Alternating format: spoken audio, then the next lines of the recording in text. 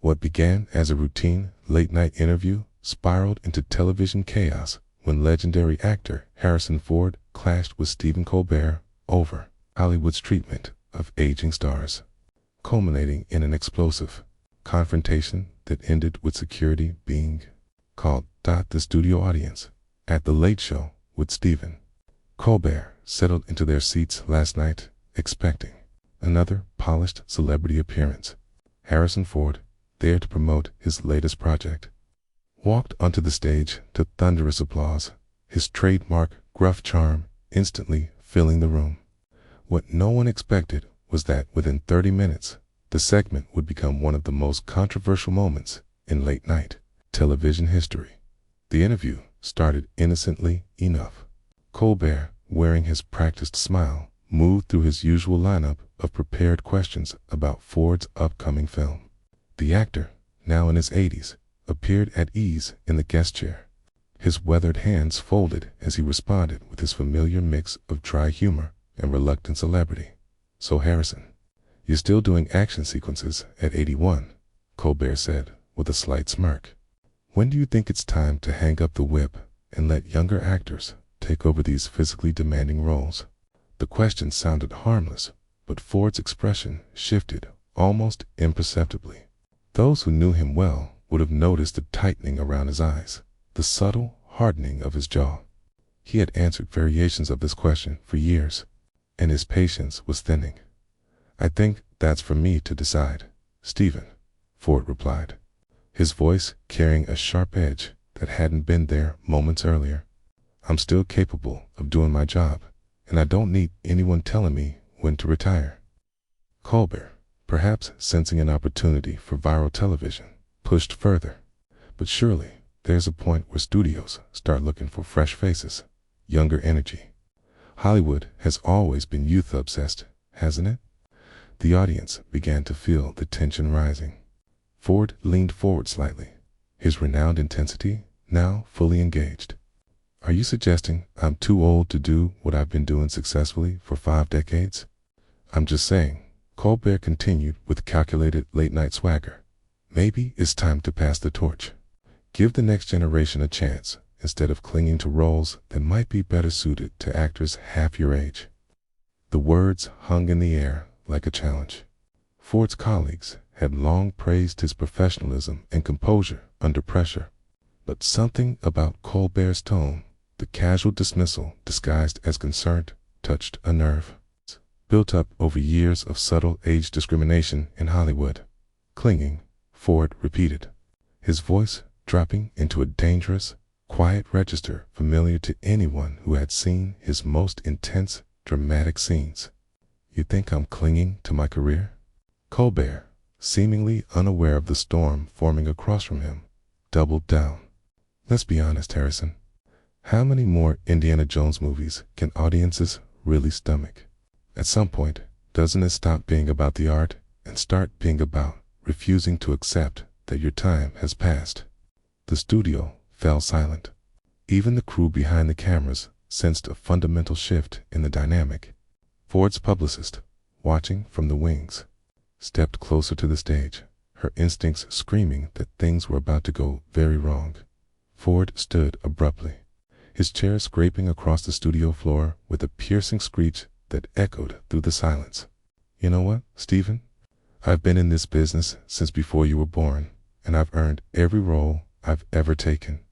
I don't need some talk show host who's never created anything meaningful telling me when my time is up." The audience gasped. This was not the playful celebrity banter they expected from late-night television. This was raw, unfiltered confrontation. Colbert's smile finally faltered as he realized he had gone too far. "Harrison, I think you're misunderstanding," Colbert began. Ford cut him off with a sharp gesture.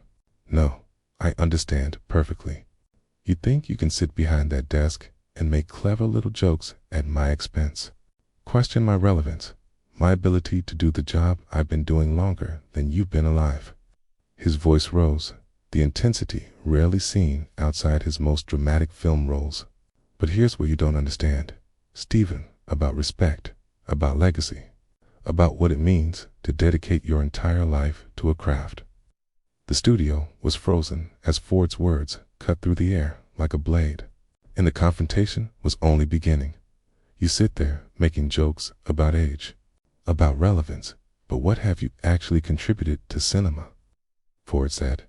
What lasting impact have you made beyond cheap laughs and political commentary? Colbert's face flushed red, his carefully constructed television persona beginning to crack under the pressure.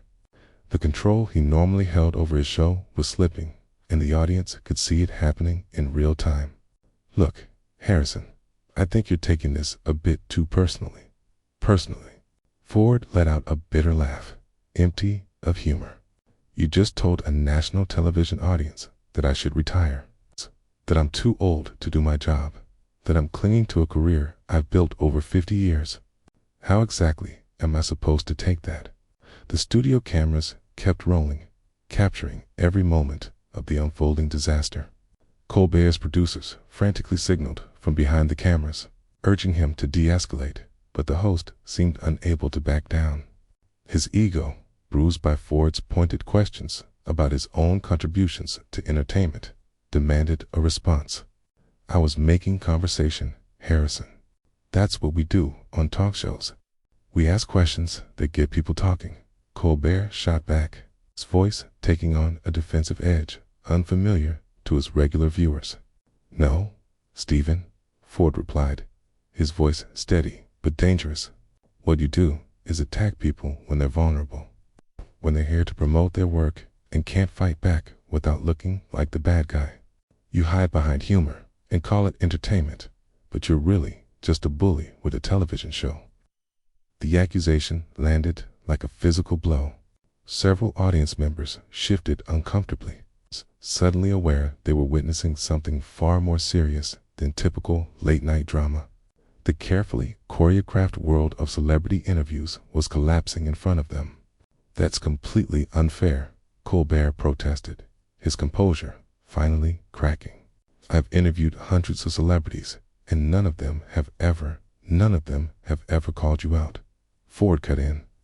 They smile and play along because they have movies to sell and publicists breathing down their necks. But I'm 81 years old, Stephen. I don't have time for your brand of passive-aggressive entertainment. The veteran actor began pacing behind his chair, his famed intensity fully unleashed. The audience sat in stunned silence, many pulling out their phones to record what was clearly becoming television history. Ford's publicist moved closer to the stage, her face pale with worry over how this would affect her client's reputation. Desperate to regain control of his show, Colbert made the fatal mistake of escalating further. You know what, Harrison? Maybe the problem isn't my questions. Maybe the problem is that you can't handle honest criticism about your career choices. Maybe you're so used to being treated like Hollywood royalty that you've forgotten how to have a real conversation. Okay. The words ignited Ford instantly. His eyes narrowed, and when he spoke, his voice carried the weight of decades of frustration with Hollywood's treatment of aging actors. Honest criticism, he said. You call sitting in that chair making jokes about my age and my career honest criticism? You want honest criticism, Stephen? Ford stepped closer to Colbert's desk, close enough that the host instinctively leaned back in his chair. The studio security team began moving in, sensing the situation was spiraling out of control. Here's some honest criticism for you, Ford continued, his voice intensifying with every word. You've built your entire career on mocking others, on cheap shots, disguised as comedy. You think you're an intellectual comedian, but you're really just a glorified class clown who never grew up. At least when I was young and making mistakes, I was creating something people would remember. He paused. What will people remember about you in 20 years? The brutal assessment hung in the air like smoke. Colbert's face drained from red to gray, his usual quick wit completely gone. The host, who had sparred confidently with presidents and celebrities alike, was left speechless for several excruciating seconds. The only sounds in the studio were the hum of cameras and the shuffle of crew members preparing for whatever came next. Ford stood over Colbert's desk like a predator that had cornered its prey. Decades of experience portraying intense characters, now channeled into a real-life confrontation.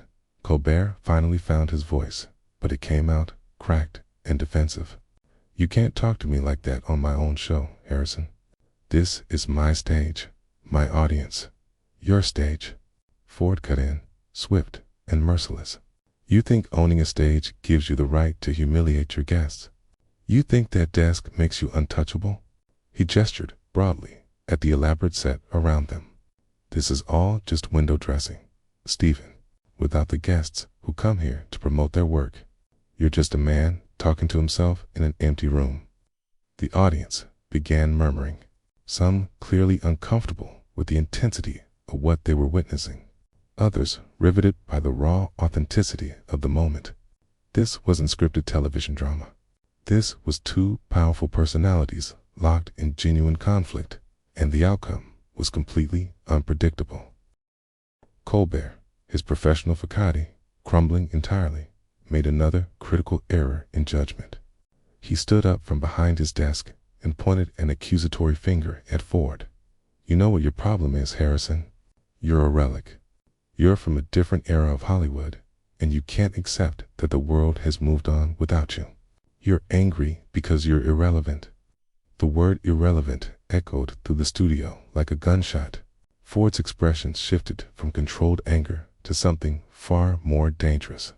He had endured decades of subtle ageism in Hollywood, watched younger actors take roles he could have played, smiled through countless interviews where his age was treated as a liability rather than an asset. But being called irrelevant on national television by someone he viewed as unworthy of the platform was the final straw. Irrelevant. Ford's voice dropped to a whisper that carried more menace than his earlier shouting. "Let me tell you about relevance, Stephen. When you were still figuring out how to tell jokes in college, I was creating characters people still quote 40 years later. When you were making political comedy for people who already agreed with you, I was in films that defined cinema for generations." Ford moved around the desk, closing the distance between himself and Colbert, who instinctively backed away. The studio's head of security spoke urgently into his radio, clearly preparing for the possibility that physical intervention might become necessary. "You want to talk about relevance?" Ford continued, his voice gaining strength and conviction. "Indiana Jones is more relevant today than anything you've ever done or ever will do.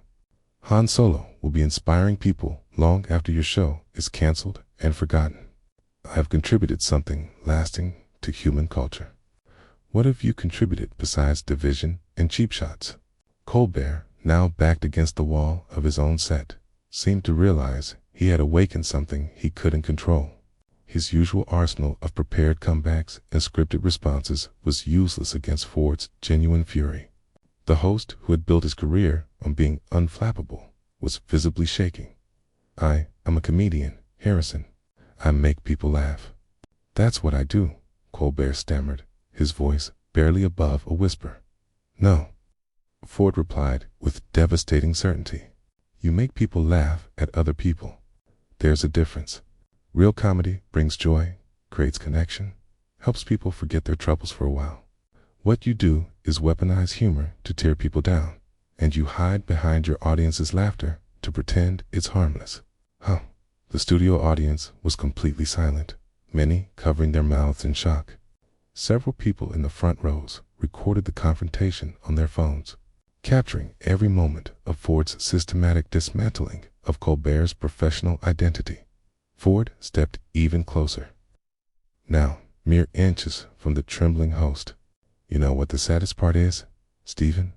You actually had talent once before you became obsessed with politics and controversy. You had moments of genuine brilliance, but you traded that for easy applause and viral clips. You sold your soul for ratings." Colbert's eyes grew watery. Whether from anger, embarrassment, or genuine hurt was impossible to tell. The man who had built a career on making others uncomfortable was now experiencing it firsthand and was completely unprepared. "Security!" Colbert suddenly shouted, his voice cracking with desperation. Get him away from me. Get him off my stage. The call for security was the final humiliation for a host who had built his reputation on handling any guest, any situation, with wit and composure. Ford looked at Colbert with something close to pity, his anger now mixed with genuine disappointment at how completely the man had revealed his true character. You're calling security on an 8-1 road man because I told you some uncomfortable truths? Ford asked, his voice calm but edged with disgust. This is how you handle conflict, Stephen. You attack people when you think they can't fight back, then hide behind your security team when someone finally stands up to you. The two security guards approached the stage cautiously, clearly unsure how to handle the situation. They were trained to deal with unruly audience members or real threats, not legendary actors locked in verbal combat with a talk show host. The lead guard, a middle-aged man with more than a decade of television security experience, had never faced anything quite like this. Sir, we're going to need you to step back from Mr. Colbert, he said diplomatically, his tone respectful but firm. Ford turned toward the security team, and for a moment his familiar smile returned, not the charming movie star grin, but something colder and more knowing. Of course, I wouldn't want to make Stephen any more uncomfortable than he already is. It's clear he isn't equipped to handle an honest conversation. The veteran actor straightened his jacket and looked directly into the main camera, addressing the television audience with the same authority he had commanded for decades on screen. Ladies and gentlemen, what you've witnessed tonight is what happens when someone who has built a career on mocking others finally meets someone who refuses to play along. Colbert, still pressed against the wall of his set, found his voice again, though it trembled with anger and humiliation. You came on my show, Harrison. You agreed to be here. If you didn't want to answer questions, you shouldn't have accepted the invitation. Ford laughed, genuinely this time, though without warmth. I came here to promote my work and have a professional conversation. You turned it into an attack on my age, my relevance, my right to keep doing what I love. The difference between us, Stephen, is that when someone attacks me, I defend myself. When you attack people, you expect them to smile and take it for the sake of entertainment. The studio audience was transfixed, many now openly recording the exchange. They had arrived expecting routine late-night banter and instead witnessed what felt like a masterclass in standing up to a bully. Ford started toward the exit, then paused and turned back one last time. You know what the real tragedy is here, Stephen? You had a chance to interview one of the last connections to Hollywood's golden age. You could have had a meaningful conversation about craft, about legacy, about what it means to dedicate your life to storytelling. Instead, you chose to make jokes about my age because you thought it would earn you a viral moment. The words lingered in the air with devastating precision. Colbert, still flanked by security guards who seemed uncertain of their role in this unprecedented moment, opened his mouth to respond, but found nothing to say. Ford had dismantled not just his arguments, but his entire approach to hosting, his professional ethics, and his character. I've worked with some of the greatest directors, writers, and actors of the past 50 years, Ford continued, his voice now heavy with sadness. I've been part of stories that brought families together, inspired young people to dream bigger, and gave millions moments of pure joy. Tonight, you had the chance to be part of something meaningful, and you chose cruelty instead. With that, Harrison Ford walked off the stage with the same quiet dignity he had brought to countless film roles. The studio fell into stunned silence as the legendary actor disappeared into the wings, leaving behind a host whose reputation lay in ruins and an audience that had witnessed the collapse of a carefully constructed television persona. Colbert remained frozen against the wall for several long moments, his face shifting between anger, embarrassment, and something that might have been genuine remorse. The security guards, no longer needed, stepped back awkwardly. The studio audience sat in complete silence, many still trying to process what they had just witnessed. Finally, Colbert walked slowly back to his desk, his movements mechanical and defeated. We'll be right back after these messages," he managed to say, his voice barely audible. The cameras cut away, but the damage was already done. Within hours, clips of the confrontation would be circulating across every social media platform, drawing overwhelming support for Ford's stance and widespread criticism of Colbert's behavior. The incident would ignite national conversations about ageism in Hollywood, the responsibility of talk show hosts, and the line between comedy and cruelty for Harrison Ford. It would be remembered as one of his finest performances, not scripted, but devastatingly real.